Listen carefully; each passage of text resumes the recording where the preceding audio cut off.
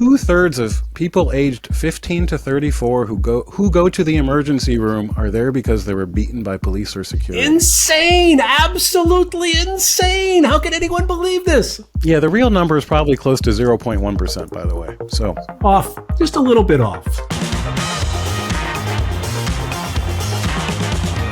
Okay, well, hello out there in podcast land. Welcome to another edition of the Liberal Patriot Podcast. I'm your host, Rui Teixeira, and we aim to bring you the very finest in heterodox conversation and analysis with the very most stimulating and provocative guests. And today, I'm very pleased to have Peter Moskos with us. Now, Peter is a professor at the Department of Law, Political Science, and Criminal Justice Administration at John Jay College of Criminal Justice in New York. He's a Princeton and Harvard-trained sociologist, so I welcome you here, Peter, as a fellow sociologist. One of my deep, dark secrets is I, too, am trained as a sociologist. And he's the author of 4 books and the director of John Jay College's NYPD, Executive Master's Leadership Program, and a former Baltimore City police officer, which maybe will get mentioned from time to time. He's also the host of the Quality Policing podcast and blog, which I highly recommend. Now, his books are Cop in the Hood, first, which was about his year or so as a Baltimore City police officer. The In Defense of Flogging, provocative title. Greek Americans, of whom I think you are one, Peter.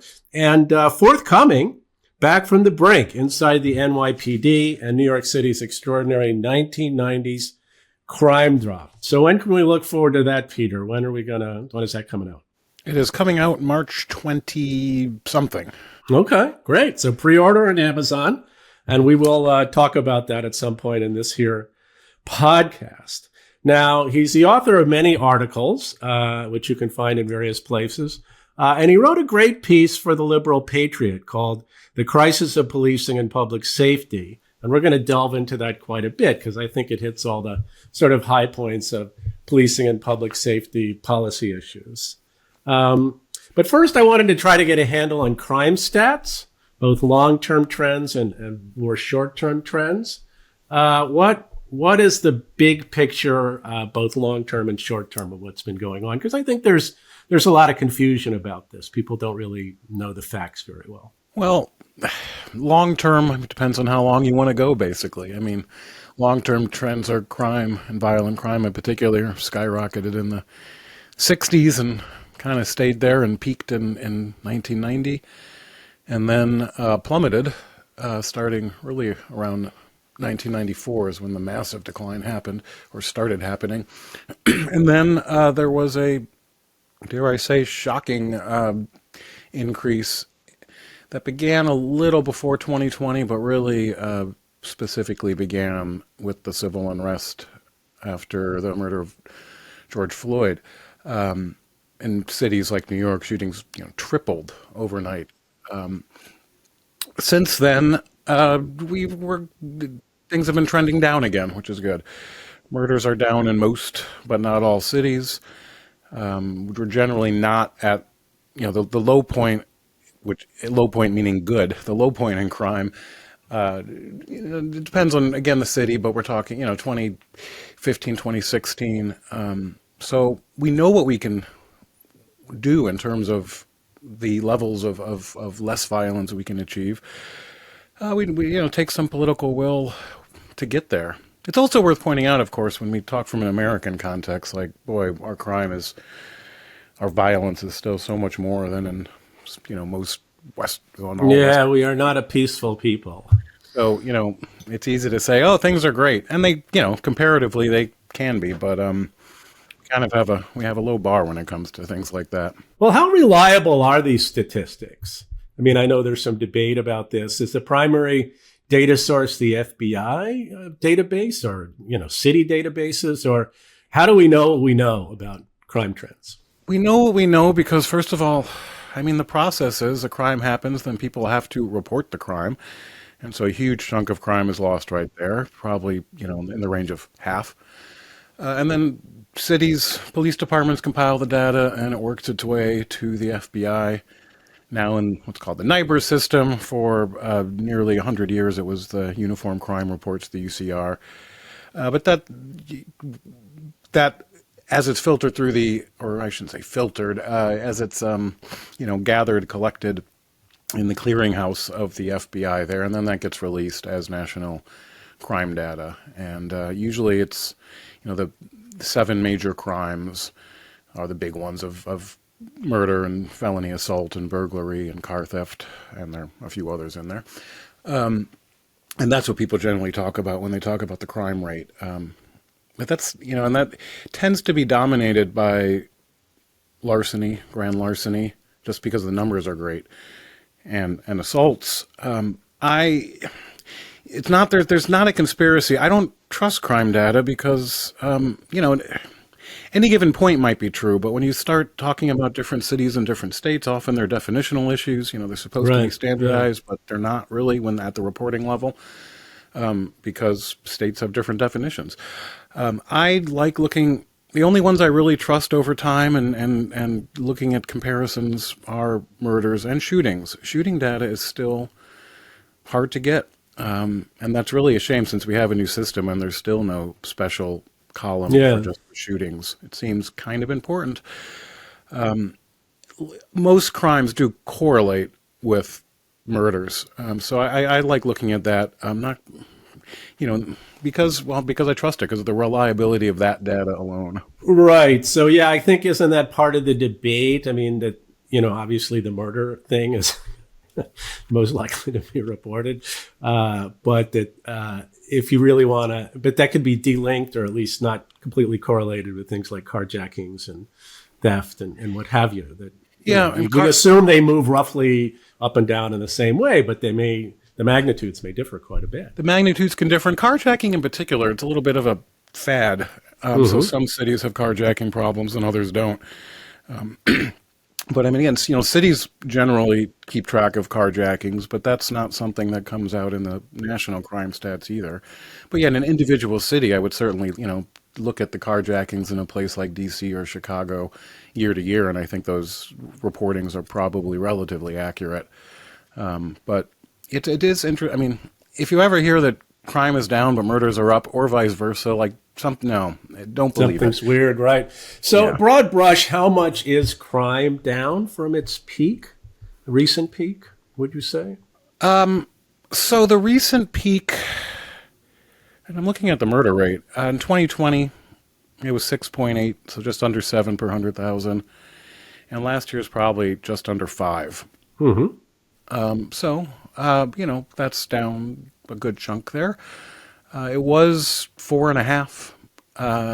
2013 was actually the national low for murder. And it's worth pointing out that 4.3, to get down to that level, the previous time it was that low was back in 1956. So that's a pretty good accomplishment to go back. Okay, well, so, I mean, looking at those data, I mean, it does kind of fit with this story of there was a spike in crime around COVID and George Floyd summer and so on, but it's really gone down quite a bit since then.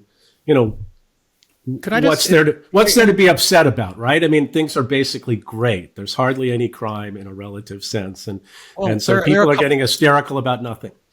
There are a couple of things. First, I really cringe a bit at saying it COVID. Yes, it correlated with COVID, and undoubtedly COVID played a role in American society. Crime, when COVID hit, crime didn't go up. It was, and nor did murders go up anywhere else in the world because of COVID. It wasn't COVID.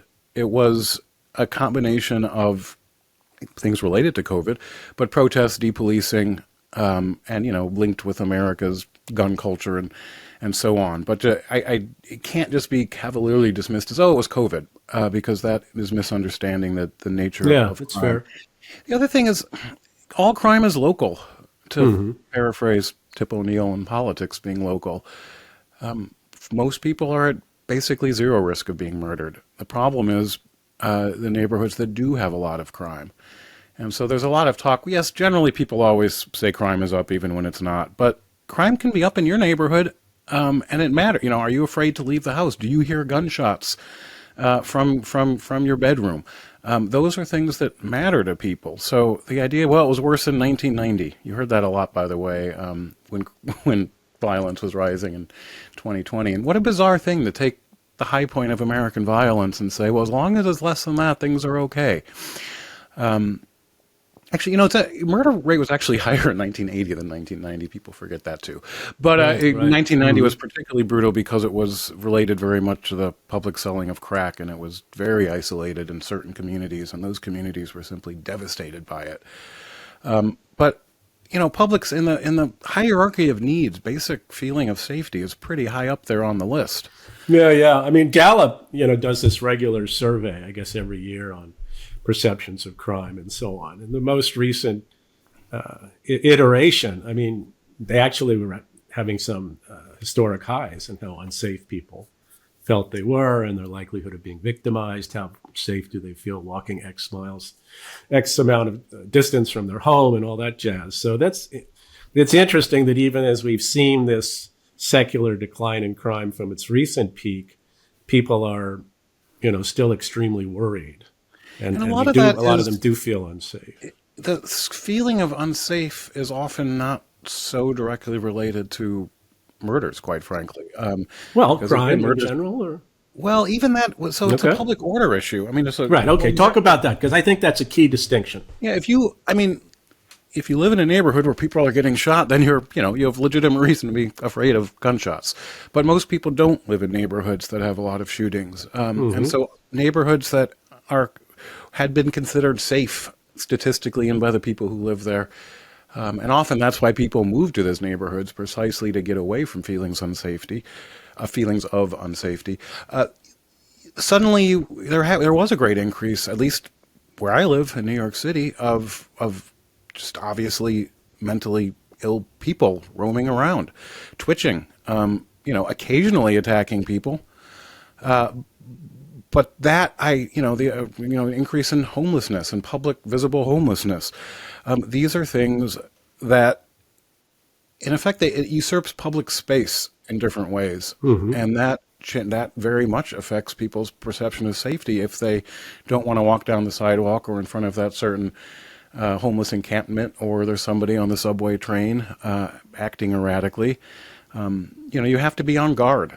And it's when you're on guard that you feel unsafe. Generally it's nice to be able to relax and think about what you want to think about and not, is that person a potential risk? Yeah. And so that's what, and then, you also get the videos of sort of mass shoplifting and things like that. It was, a general breakdown in. Yeah, or people not being able to is what access like shaving cream at the CVS because it's on it's locked up in a little thingamajig. And sometimes someone right outside that same CVS is selling that product that they had just wiped from it. So, ouch, yeah. So why do you think the left is so determined to not worry about public order stuff? Because it does seem like for any kind of normie person, it's like a huge deal. People hate public disorder and sort of chaos on the streets and shooting up in public and what have you, and feeling like they have to walk on the other side of the street from. But a lot of people on the left, it seems like they consider it borderline racist to worry about public order. I think the root of it is that cohort demands to see everything through the lens of race, and that is extremely. Not only is it paternalistic, but it's damaging. It's not always about race. But there are huge racial disparities, everywhere in America, and certainly with violent crime, and certainly with, all the other social economic indicators that are correlated with this stuff. So a lot of it was, simply we can't crack down on crime because of the disproportionate impact on black people in particular, but, black and brown people. Asians, for some reason, don't count in those categories because they're more, but but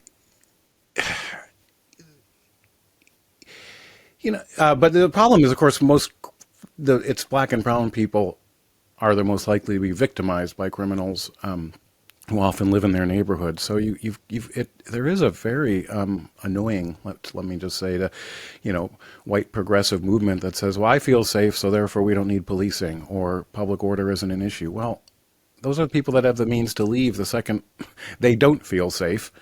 But they're imposing a certain utopian and foolish vision on other people who are disproportionately minority and disproportionately impacted by crime and disorder. I mean, you saw that. The thing that amazed me, so there's a neighborhood in Queens not far from me, Corona. Mm-hmm. It is heavily Hispanic, Yeah, heavily yeah. immigrant, Mm-hmm. heavily poor, and I mean a fabulous neighborhood in many ways. And it voted for Trump. I mean, it just blew my mind.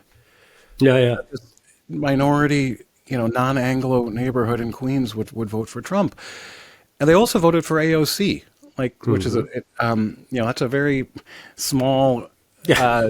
Venn diagram, A center of the classic Venn diagram. AOC Trump voter. Yeah, yeah. It's pretty Yeah. wild. Uh-huh.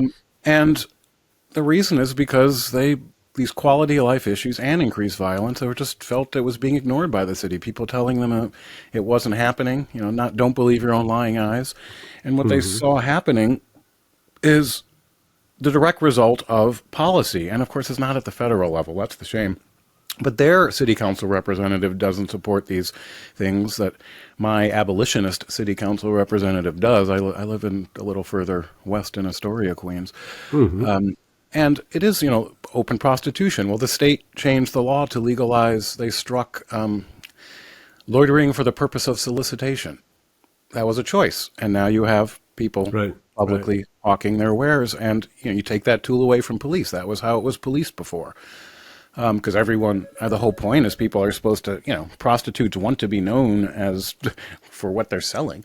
And the public knows this, and they're walking their kids to school. Public drug use. Well, the state legalized needles. So police can't use that as a legal reason to police somebody. And that doesn't always mean arrest. That's the thing. It's about policing as a verb. Right. We're never going to eliminate prostitution. We're never going to eliminate drug use, but you can say you can't do that here. But illegal vending, well, the city councils took that away from the police department. So it's not that these things, people see this, things get worse in their neighborhood, and often they don't follow the news enough to see that it is a direct cause and effect in political choice. But, so they voted for Trump. Yeah. There was this great article by Alex Seats Wall. That was the other big thing in that neighborhood. What was the other thing? Migrant shelters. Oh, right. Yeah. I was going to mention this article. I think it was in New York Magazine by Alex Seats Wald or something like that. But it was basically about that neighborhood exactly, and sort of all the public order issues. Article. I read that. Now I want to say that before, I have a undocumented friend who lives in that neighborhood, and he was warning me about this stuff, before the election, and I was a little skeptical. But he mentioned everything in that article and said there are a lot of Trump supporters out here. And he was right. Yeah. Oh, one last thing before we leave stats, and we'll get into more of the issues that I'm talking about. I wanted to ask you about the National Crime Victimization Survey, because those trends sometimes look a little bit different than what we're seeing in the overall FBI stats. What's that about? I mean, I think most people have never heard of this, but it is kind of this massive survey. So how much credibility does that have? It's not massive enough is the problem. So it isn't. I don't know when it started. But in theory, this gets rid of the reporting issue, right? In theory, it gets rid of the reporting issues. They call people and ask if they or members of their families have been victim of a certain crime, and it's supposed to get at that. The problem is, and I'm sure there are many dedicated, I know that there are many dedicated and good statisticians behind it. Again, this isn't like some conspiracy theory, but it is consistently, methodologically, it fails at some level. It varies so much year to year. There was a year, I forget which year, where they simply adjusted everything because they knew that it was wrong. So okay, we're going to change it all here. Right. It often, if the UCR went one way and the National Crime Victim Survey went the other way, trust the UCR on that one. Of course, it doesn't capture murder so well. But the part of the problem in that survey is, they do survey a lot of people, but most people are not victimized on an annual basis. That's, they can change for that. You also, of course, get non-responding to survey data. I mean, that's also an issue. They're not actually questioning everybody. And specifically, I would say people more likely to be victimized who might also engage in criminal activity, they're not going to answer this survey. And then as you narrow it down, and that's often what people are interested. And boy, I did the numbers one year. I think it was the number of black male crime victims was incredibly small, and I'm hesitant to say how small off the top of my head. But once you start narrowing down to slices of demographic groups, it becomes pretty much useless. I don't see what it adds. I mean, it is nice to know if as a general figure of how much crime isn't reported. The simple question: did you report this crime to police? I'm very interested in that. Right. But in terms of a measure of crime, I don't Yeah. trust Yeah. it at Okay. all. So treat that with an entire cellar full of salt. Okay. Let's move on to policy recommendations and policing issues in general. And again, I want to recommend that article that was in the Liberal Patriot, policing the crisis of policing and what was the exact title? The crisis of policing and public safety, a classic already. And it's just, I can't recommend it highly enough, but I thought we'd go through the recommendations you put at the end of that article, because I think they're all very pertinent and hit pretty much all the key issues. You were going to say something, Peter? Oh, that article. I don't know if you know Will Marshall at the Progressive Of course, Policy yes. Institute, but he was a big fan of it and wants me to expand on it. So I'll be doing that for him. So it's going to have some legs, in other words. All right. Keep an eye out for that one. Okay, so let's start with your first recommendation. Push back on the anti-policing crowd who says, we know policing doesn't prevent crime. We can't police our way out of this problem. And you say often, we can. It's amazing how much could be accomplished with policing. People look at the racial disparity stuff and say, it must be totally corrupt. So talk about that a little bit, because I think not only is that a trope on the progressive left, obviously, but I mean, isn't there a certain segment of progressive criminology that basically tries to make the argument that policing is like vastly overrated in terms of its effect on crime? So it's like counterintuitive. You think police stop crime? Ha! Little do you know. So what's that about? I think it is rooted in the concept of police abolition, which is very much intertwined with prison abolition, which is a bit more of a actual movement, with a history. Mm-hmm. And the idea, and I'm trying to summarize someone else's arguments that I disagree strongly with, but if you see police as agents of oppression, state oppression, racial oppression, could have been class oppression back in the old days when there were good old-fashioned Marxists going around, Right. then they're an evil institution, and you want to get rid of it. And what you want to replace it with apparently requires more imagination than I have. But we've seen this fail in a way constantly at big levels and small levels. I mean, if you remember that Chop or Chaz zone in Seattle in 2020, hey, who could forget that? Those were the good times. Apparently everyone forgets that. It's like it never happened. Really? This police-free zone, and very quickly, Yeah, very quickly, an innocent black boy was murdered. Not by police, of course, but look, if you don't have public safety, that vacuum will get filled by other people. And by and large, I'd prefer to have it be an armed agent of the state that does respect laws and constitution than, whoever's got the biggest gun in the neighborhood. There are some great studies out there showing a direct correlation between police and crime reduction. Again, usually it depends on what the cops actually do. But my favorite studies, there's one from Washington, D.C., and one that I think took place in Buenos Aires.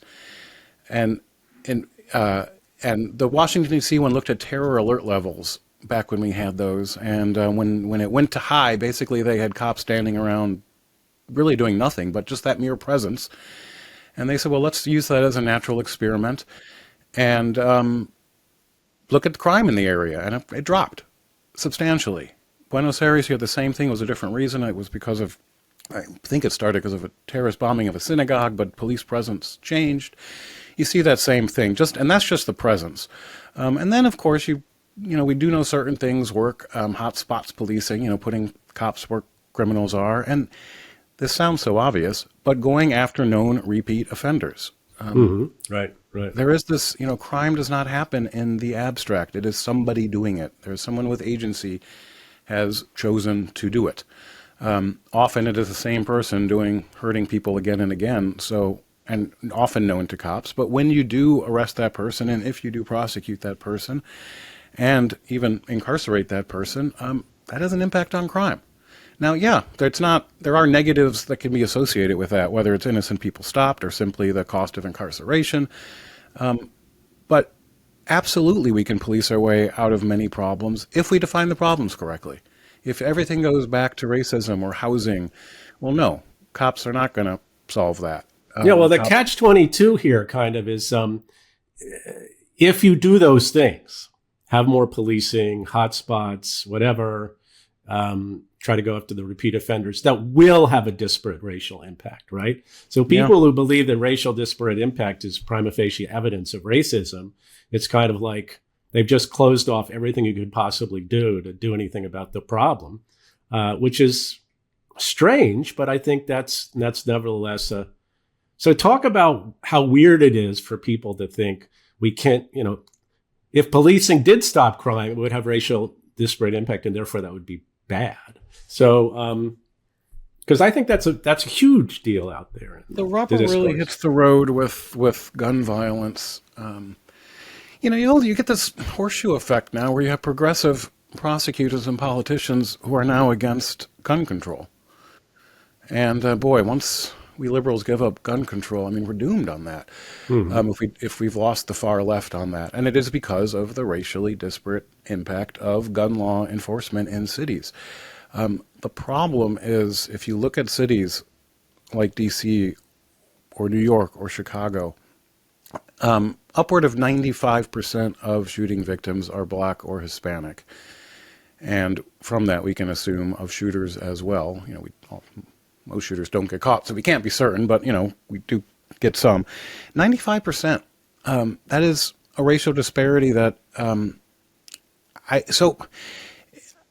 don't know what we do about that, but if we're going to do anything to counteract gun violence, it will have a hugely racially disparate impact on Blacks and Hispanics compared to the general population, but not compared to the people we're trying to target. Again, we can't target with 100% accuracy, so you have to be, from a policing standpoint, you have to be aware that this is having a disparate impact, which includes some innocent people, and they are probably going to be Black or Hispanic, but this is where you need communication. You have to say what you're doing, why you're doing it, and you have to, of course, do it legally and constitutionally.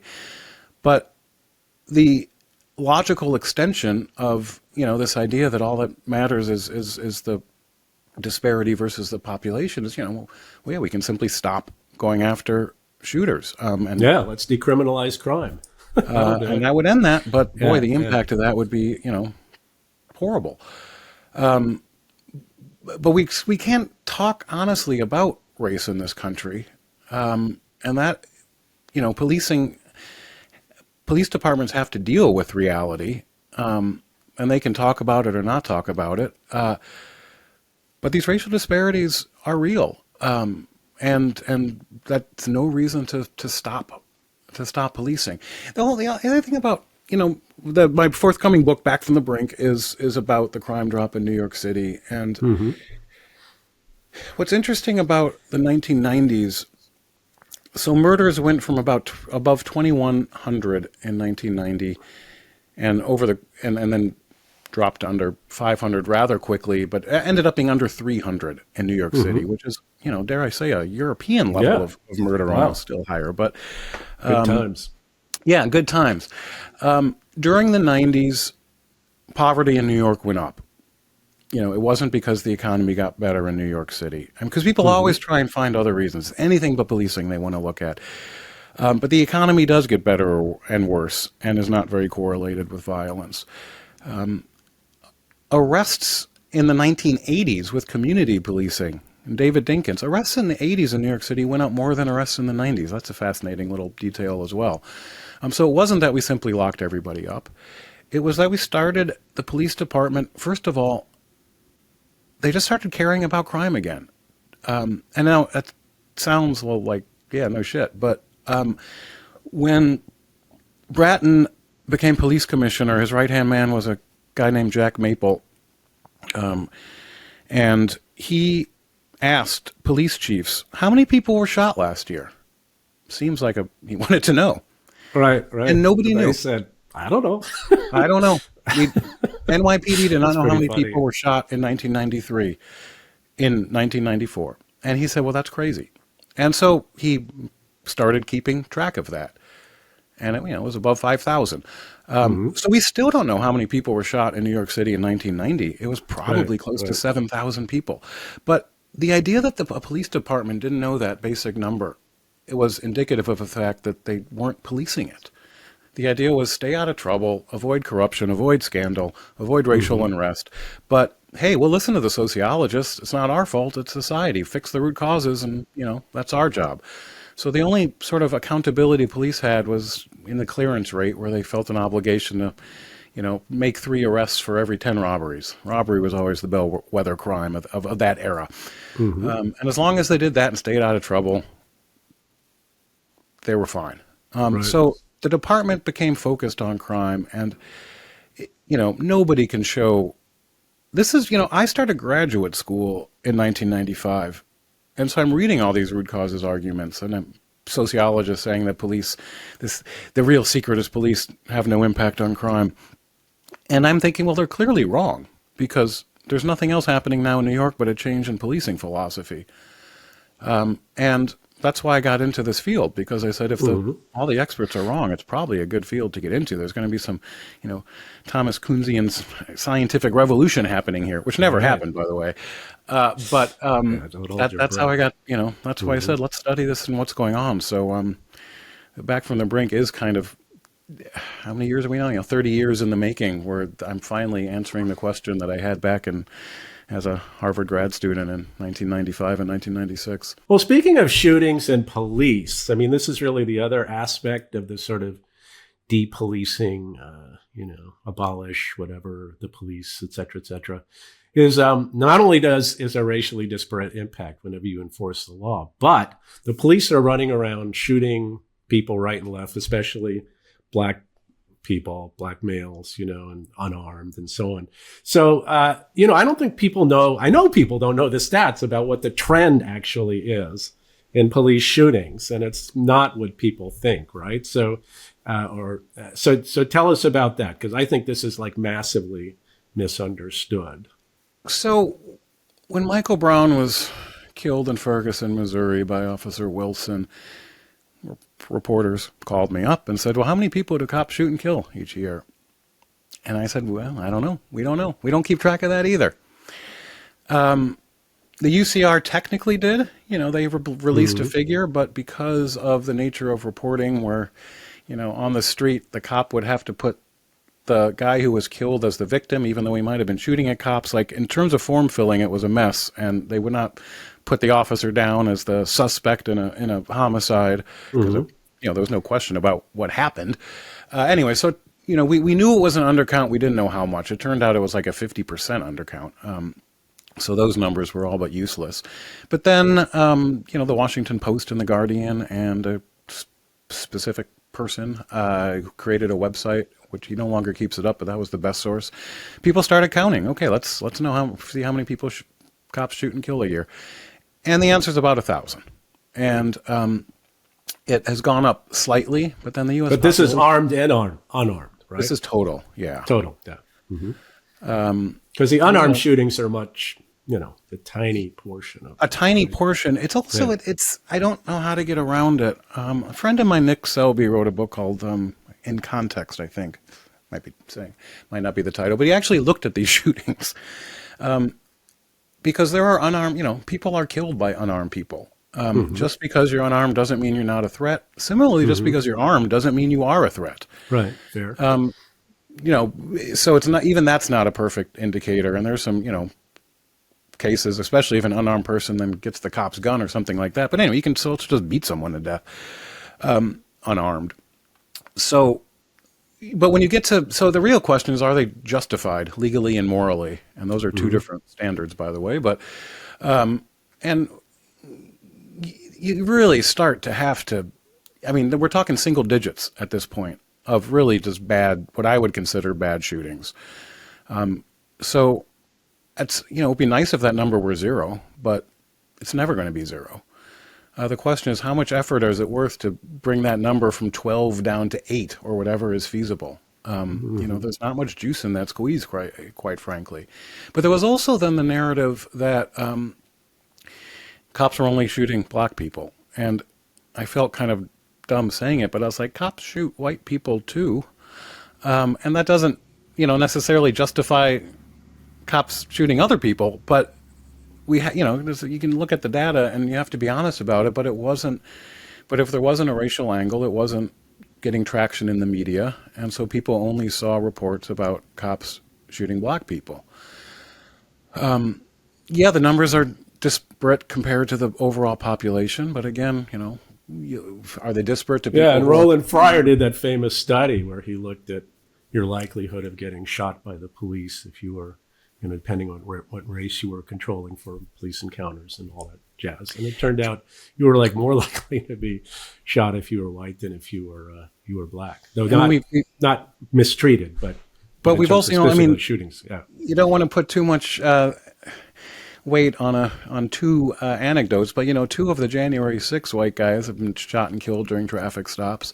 It turns out that maybe being armed and aggressive towards police will get you shot. It's not a good idea. Yeah, don't do this one at home, kids. Yeah, sure. Don't do it at home. We need to move away from only seeing things through a racial lens, because there are huge differences in jurisdictions. Some departments shoot a lot more people than others. And I'm not talking 20 or 30% more. I'm talking 5, 6, 7-fold more. Wow. And these cities all tend to be medium-sized cities west of the Mississippi. Your Albuquerques and Bakerfield, Oklahoma City, Tulsa. And I don't know the answer. I have some, theories. I ask around. I'm curious. But these cities one of the things, by the way, they tend to have low percentages of black population, and one of my theories is that means people don't care.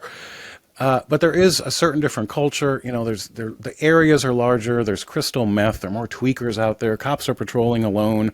Backups further away, and there's more of a gun culture. All these things contributed it. But if we want to reduce the number of people shot and killed by police, and other things being equal, I think we would all like to do that if it's not a risk to public safety. We should be focusing on these cities where cops shoot a lot of people. And instead, because of politics, people tend to protest places like, D.C. or New York City. The NYPD shoots about 10 people a year. Shoots or shoots and kills? Shoots and kills. Okay. You can actually pull that up because I got spreadsheets for this kind of stuff. I'll bet you do. I don't know how much lower that can go. The idea that we want that number to be zero is wrong. It sounds bad, but sometimes we do pay cops to shoot people because they're a threat and they're murdering. An active shooter situation would be the most, obvious example of that.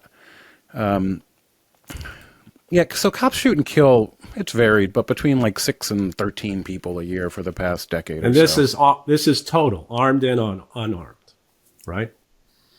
Of who they're shooting? Yeah, these are just people they're almost all armed, but I don't actually have. Right. But I'm just saying, when people think of egregious police shootings, that is typically what they're thinking of. Poor unarmed sap who gets gunned down by the cops. And you mentioned, I think, in your piece that there's, a survey was done that showed that very liberal people think that the police in the country shoot 10,000 unarmed black men a year or something. I forget the exact figure, but it was massive. Crazy high. Crazy high. So, people do have this vision in their head of gun-happy racist cops running around basically shooting people. And, look, if you talk about New York City as a whole, and, that many people were shot and killed in a year by the New York City police, and probably most of them were armed. This does not compute, right? People have these bizarre fantasies about the way policing and crime work in this country today. And there's also, again, through that racial lens you're talking about. And we talked about the change since 2014, basically since we started to have reliable data, and it has gone up a little bit, but not much. But often the headline is, cops shot more people last year than ever before, which is not true. It might be true since 2015. But so the last year I got numbers for, which is 2022. I got to update this, but cops in New York City shot a total of 28 people, 13 fatally. If you go back to the 70s, early 70s, cops shot 314 people in 1971 in New York City, killed 93. That might have, that's an amazing number. Cops are shooting someone almost literally every day in New York City. So to go from 300 plus shootings to 24 was a huge accomplishment. And it didn't, it happened because the NYPD started caring about this. Because a lot of these were, I'm going to presume, not good shootings. The first thing they did was, we'll start to keep track of it. And so you had a massive reduction of shootings from over 300 down to 50 by 1987. Now, some of this, too, is going to be correlated with violent crime because cops are more likely to shoot someone that's shooting people. But the overall trend is far fewer people being shot by cops. Now, you have to get data from the 70s and 60s, you have to hope that someone did a study back then of an individual department. But there were some done, and I've looked at them. And the trend is near universal in terms of a massive reduction over decades. Right. So, that's... But it's unsexy how you do these things. It's tactics, it's training. It's not marching in the streets telling cops to quit their jobs. That's not productive. Right. The second thing you mentioned here is accountability and transparency are important and often good, despite some police opposition. When cops commit crimes, they should be punished. But qualified immunity is a fair standard. Now, I don't want to get too weedsy on this, but this does come up. Because qualified immunity, getting rid of it was like a talking point during the George Floyd police reform movement. So what's that about? What is that about? Partly, if you see the movement as the goal of police abolition, in a way they'll just keep throwing things against the wall and see what sticks. It's chipping away at the institution bit by bit. Qualified immunity doesn't come into play that often. What it basically, the layman's definition, I would say, is it allows police to make honest mistakes, and the city is responsible. So if you don't sue individual cops based on this, it's not total immunity. Right. Judge and prosecutors have total immunity. Judges and politicians have total immunity, which means they can. It doesn't matter even if, they can not only mess up, but sort of, do it on purpose. Total immunity means just that. So it's a form, it does prevent frivolous lawsuits. If it went away, I don't think it would actually change that much. It would create more lawsuits, certainly. But I don't think it would improve policing. And it doesn't apply that often, quite frankly. Yeah, kind of a red herring. But you do need accountability and transparency, and that generally has gotten better. Though not in all, we still don't know what happens in most police departments and smaller police departments and a lot of large county police departments. It's some of this stuff is just kind of arbitrary and weird. Like, we do focus on cities and city data, but there's some huge county police departments, and they almost all sort of float under the radar on these matters simply because they're just because they're set up by county. I'm worried, there's a move to encrypt police radios. I think that's not good. It's not good for police department. It's not good for the public. Some of it is just because it's, technology, but the idea, and there is you don't want criminals knowing that you're about to raid their, gang headquarters. There is people do listen. People have scanners, but it's very important that this stuff doesn't disappear behind some cloak of secrecy. You can delay the transmission of those encrypted radios from whether it's 5 minutes or half an hour for operational reasons and police safety reasons. but you don't want police slipping behind this. You need transparency. This veil of secrecy. Yeah, that's not. Yeah, and police, many do, but it is in the interest of good policing as well to have more sunlight in the police organization. So then you have oversight boards. Oversight boards in theory are fine, but often they are the tools of people who are out to get cops. I am forbidden from serving on many of them, even though it's my field. But because I worked as a cop 25 years ago, many of them specifically exclude people with law enforcement experience. Yeah, that's the last thing you need. Yeah. Someone who actually knows the subject. Yeah. Exactly. Yeah. So you get people who don't understand, or they'll say, I didn't see a threat. Yeah, because you weren't trained in threat perception. You do need someone who understands the job. And often people who have done it are good at that. But so it's it's disingenuous oversight because the purpose is not actually to make policing better, but to sort of play gotcha with cops. Right. Get rid of the descendants of the slave catcher patrols. Oh, that was a false narrative that bugged the hell out of me. And it was what's her name at Harvard who wrote an article in the New Yorker that kind of Jill Lepore. Yeah, the vastly overrated Jill Lepore, in my opinion. But anyway, well, I actually did like her writing, and now, of course, I don't trust anything she comes up with. There was. So can I for people? It's worth. Yeah, because it was out there in the ether. So yeah, hit us with that. And the argument wasn't new. It comes out of a critical academic approach. And I'm just I'm talking about the North here. Let's ignore the South for now. Because it's a little more complicated there. Policing did not evolve. There's a history to it, and it's well known. It's documented. Policing, as we know it today, and as we define it, was invented. And we always had. Look, the word has existed, the concept has existed, but what didn't exist until 1829 London was the idea of paying people full time to patrol and to preserve the peace and arrest criminals. There were watchmen before that. There were private security. There were bounty hunters. But the idea that public safety is going to become a state function was an invention by Robert Peel. That came to New York City in 1845, and it was called the New Police. This is and it proved to be. It was different. In our model, it was controlled by local politicians, for better or for worse. Our cops were armed out of really necessity, but for better or for worse. So it wasn't exactly the same as London, but that's the history of this. It's interesting when Rochester, New York got their new police, I forget when, but I'm going to guess the 1850s because it kind of spread during that era. Frederick Douglass was publishing his paper there, and I went to the Library of Congress archives and searched his paper for talk about the new police department. And I'm thinking, if this is really, seen as, does Frederick Douglass see the police as agents of racial oppression?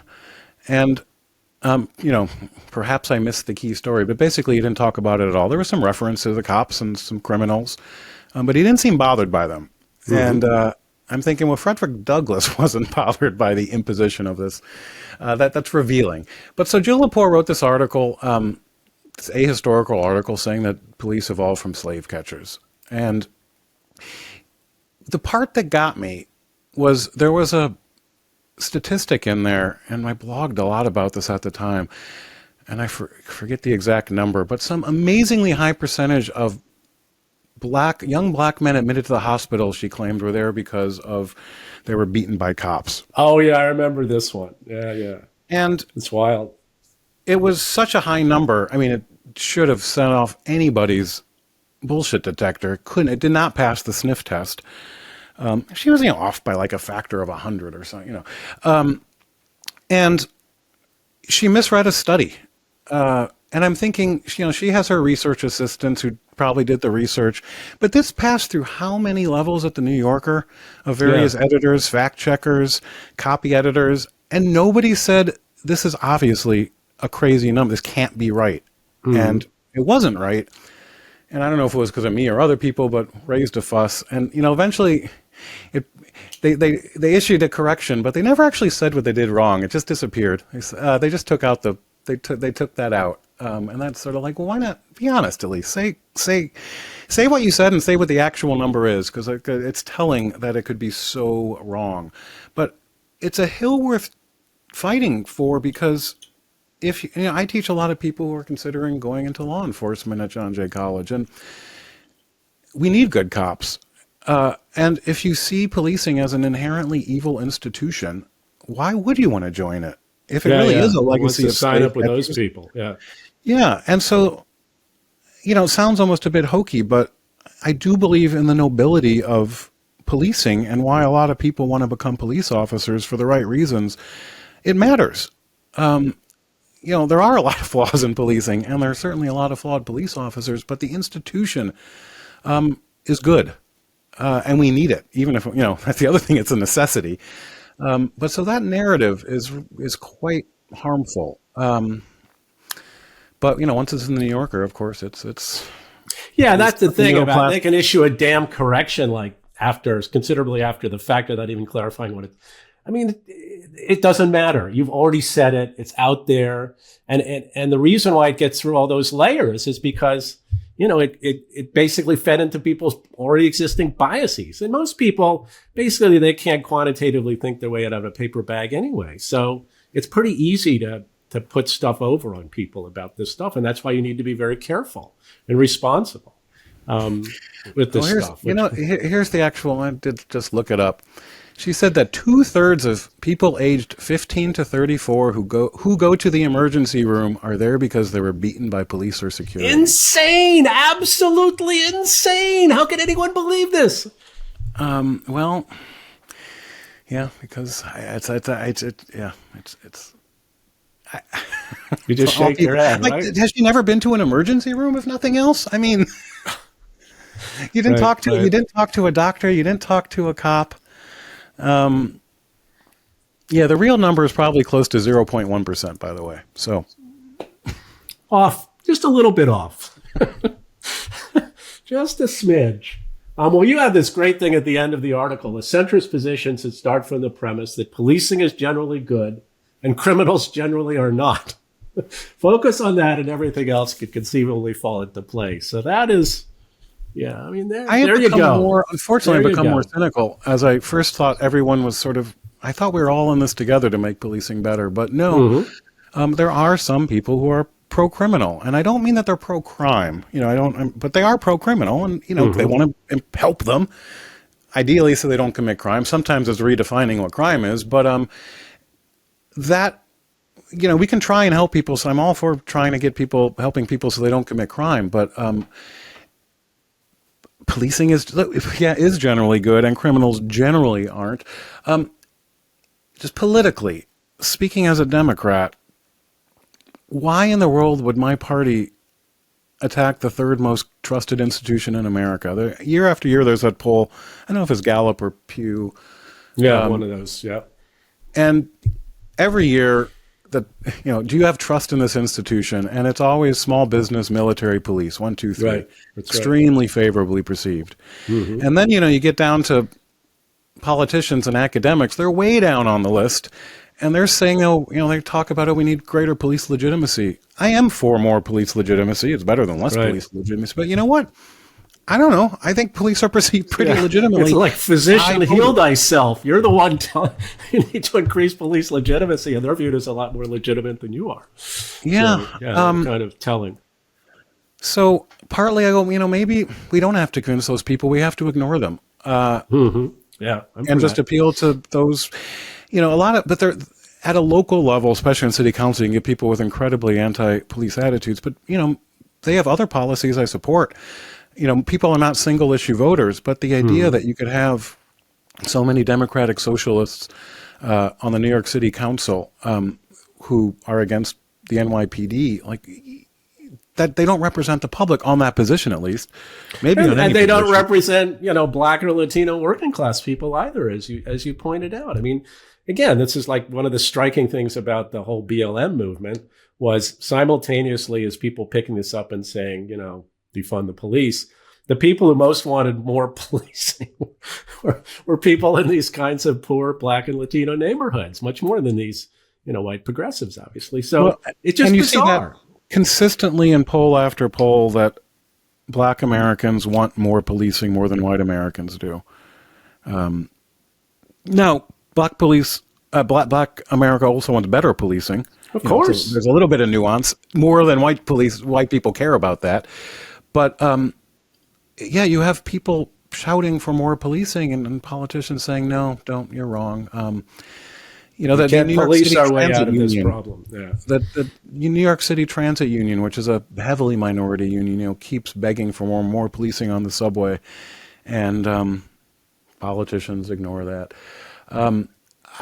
Well, actually, I shouldn't say now. Of course, they're not ignoring it, but for a long time, you just ignore the interests of people you claim to speak for. I don't know. Right. One of the things, but just mind your own. Just do vote and stop trying to help other people because you're not. Right. Well, speaking of politics, then maybe we'll conclude on this. Do you feel like, is our liberals learning? Are we making progress on this stuff, or is there the needle starting to move back toward respect for policing, and realizing the necessity of things we have to do to stop crime and deal with public order, and sort of, is that whole trope now declining about how it's all just a racist plot? I think generally, yeah, the pendulum is swinging back to not crazy. But it depends on where you are and what specifically is going on. And it isn't just policing; it's the part I focus on. But it also involves other parts of the criminal justice system, and of course parts that aren't part of the criminal justice system. So I don't want to say that I'm saying this is the only thing, but it is a big piece of the puzzle. This basic concept that we, policing is, is needed, but also so what do we want cops to do? And then we have to understand what should they do, not just what should they do, and then do they have the legal tools to do that? And it all comes back to political choices. It's one thing to say, well, okay, why isn't the cop doing anything? Well, because we legalize that. Because it's no longer a crime. That's why. You mentioned it, yeah. That matters. So, there was just an article I read today that in Nassau County it just shows that the focus is too focused on certain big cities. Nassau County and many counties might fly under the radar. 1.4 million people live there. This is suburban Long Island. People. I think they had I couldn't find, so I was looking. How many people were killed in Nassau County last year? I think under 10. But the previous year was 13. That's a Portugal level of homicide we're talking about. Nassau County, by the way, is traditionally Democratic, though they did vote for Trump in the last election. But it shows, a lot of the history of it are people who fled New York City. Demographically, it actually represents America quite well in terms of race and ethnicity. It is wealthier. But it shows that Nassau, Democrats can be rational of this stuff and have a safe environment. It is about the fringe an ideological fringe that tends to dominate the political sphere, far punching above their weight. Yeah, I agree. But I worry too because Trump is president. That's look That's what a problem. It is a problem. And policing is local, so in that sense, I don't think it's it won't be hugely significant. But part of what I wrote in that article for the Liberal Patriot is the left, the Democratic Party, basically had no public safety position in practical terms. They had something. That void will get filled, and it will either get filled by people who care about this and, from a rational level, or it will get filled by extremists, be it on the far left or far right. Right now, I'm more worried about that far right. But we need a vision. And it's such a common, it's not, it's a common sense vision. It's a middle ground vision. And I don't know why that's so hard for the left to do. But so Yeah, here we well, are. that's a tough one. Unfortunately, it could be one of those, as I wrote recently, Liberal Patriot, a hill the left is willing to die on. But we'll see. Hopefully, they'll smell the coffee, wake up, whatever. But I want to thank you, Peter, for being on the Liberal Patriot podcast. This was enormously entertaining and instructive, and I hope the listeners felt the same way. Everybody should keep an eye out for your forthcoming book, Inside the NYPD in New York City's Extraordinary 1990s Crime Drop, Back from the Brink. So It's got a good cover. People can judge this book by its cover, but it's up on Amazon. Okay, cool. Well, we'll It'll look be for out that. soon. And Peter, if you're ever in DC, come on by. I'll buy you lunch at AEI. Sounds good. Actually, I will be in DC once or twice a year now. I No, to cool. serve on some boards, so we got to do it. all right, sounds good.